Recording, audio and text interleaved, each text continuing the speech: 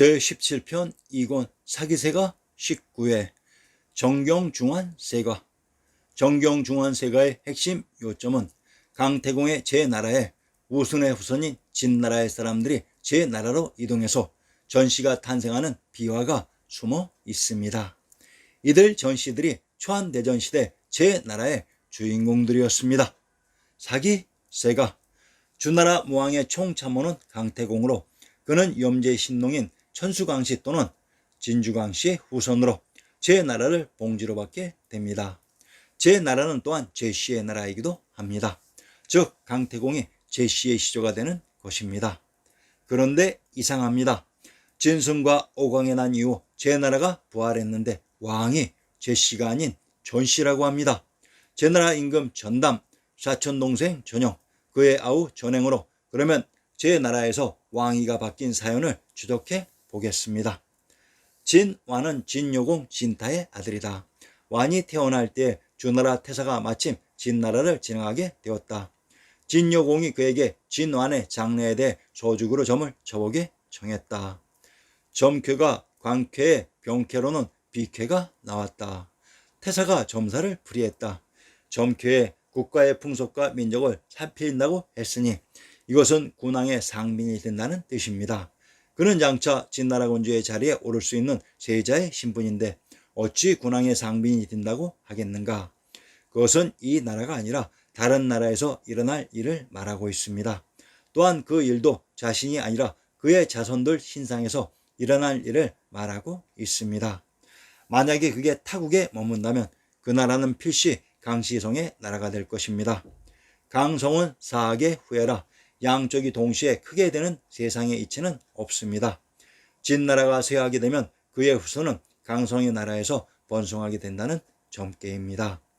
진요공은 진문공의 작은 아들이다. 그의 모친은 최후의 딸이다.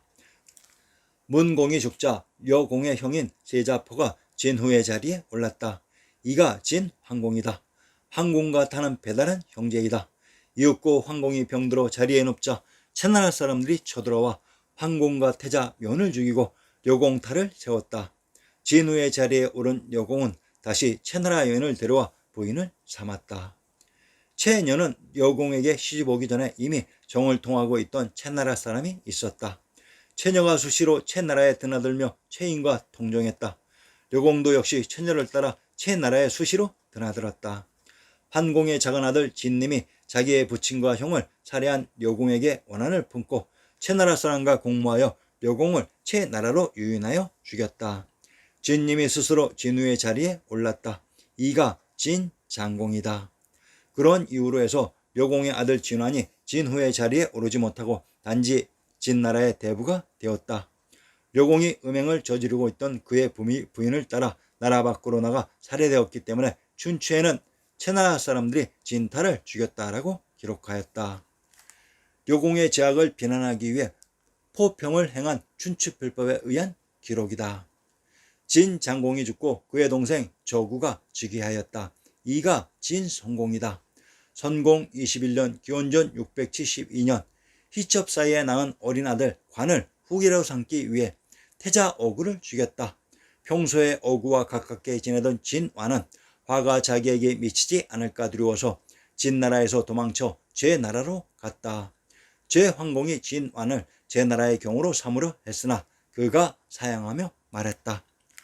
고국을 떠나 오랫동안 객지에 살고 있는 몸이라 군주께서 마다하지 않으심도 다행스럽고 은혜로운 일인데 어찌 감히 높은 벼슬까지 바라겠습니까? 제황공이 진완을 공정에 임명하여 공인들을 관장하도록 하였다. 진완이 아직 진나라에 머물고 있을 때 제나라의 내부 의중이 진나라에 와서 자기의 딸을 진완에게 시집 보내려 하면서 그 일의 기륭에 대해 점을 쳤다. 점을 친 사람이 정죄를 불이했다. 이것은 봉황이 비상하며 내는 쟁쟁한 소리입니다.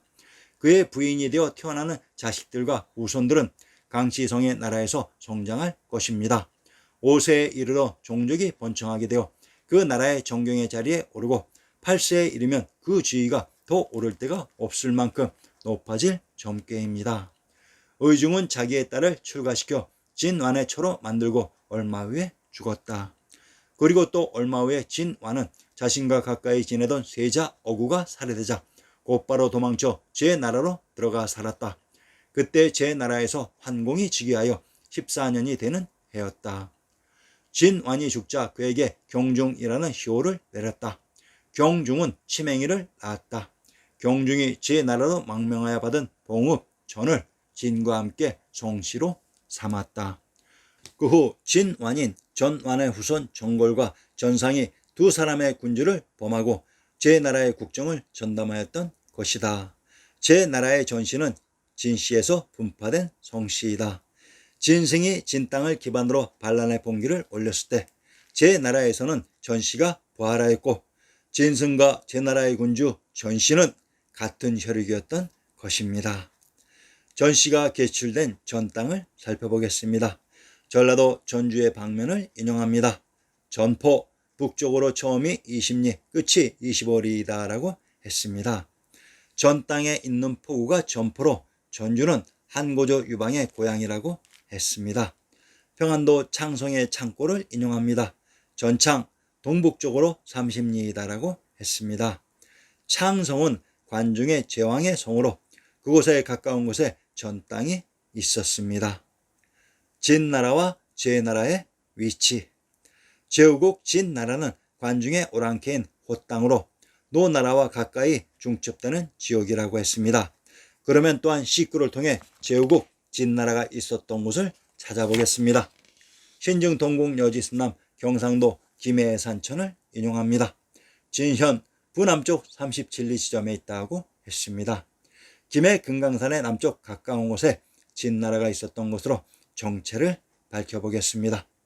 동파 소식은 나이 28세에 처음으로 부임한 곳이 봉상부 태수 진해랑인 능어대기의 태수 진공 밑에서 첨서 판관사의 벼슬을 하는 자리였습니다.